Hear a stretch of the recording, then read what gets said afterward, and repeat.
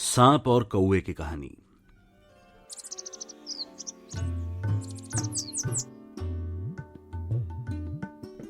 बहुत समय पहले एक कौवा और कौवी ने एक बरगद के पेड़ पर अपना घोंसला बनाया। ये दोनों बहुत समय से यहीं रह रहे थे।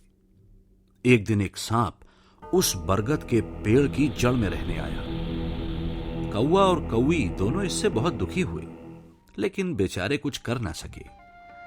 एक दिन कौवी ने 3 बच्चों को जन्म दिया। कौवा और कौवी बहुत प्रसन्न थे। जब वे दोनों भोजन की तलाश में उड़े तो वो जो सांप था वो पेड़ पर चढ़ा और उनके बच्चों को खा गया। जब दोनों कौवा कौवी वापस आए तो वे अपने बच्चों को घोंसले में ना पाकर बहुत दुखी हुए। उन्होंने बहुत ढूंढने की कोशिश की, लेकिन वे अपने बच्चों को ढूंढ नहीं पाए।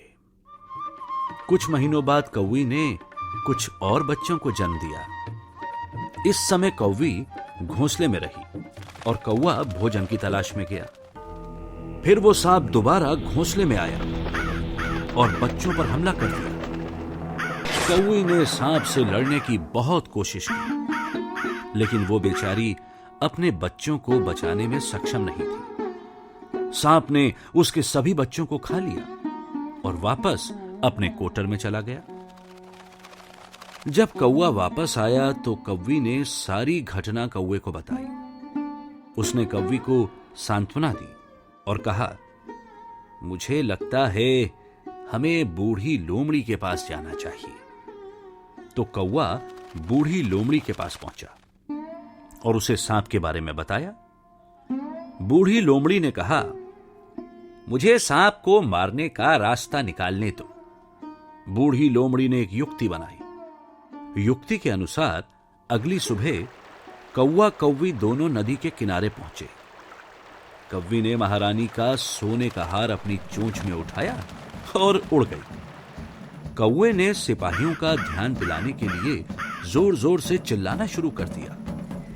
सिपाहियों ने महारानी के हार को वापस पाने के लिए कौवों का पीछा किया। जब सिपाही बरगद के पेड़ के पास पहुंचे तो कौवी ने महारानी के हार को उस सांप के बिल में डाल दिया। सिपाहियों ने एक लंबी छड़ी से हार को निकालने का प्रयास किया। तभी सांप अपने बिल से निकलकर आया और सिपाहियों पर फुंकारने लगा।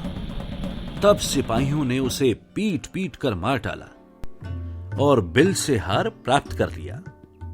और उसके बाद से कौवा और कौवी दोनों बड़े सुख से रहने लगे। हमें इस कहानी से ये सीख मिलती है कि चतुराई से सभी कुछ संभव है। Don't forget to like, share and subscribe Delhi Institute of Public Speaking.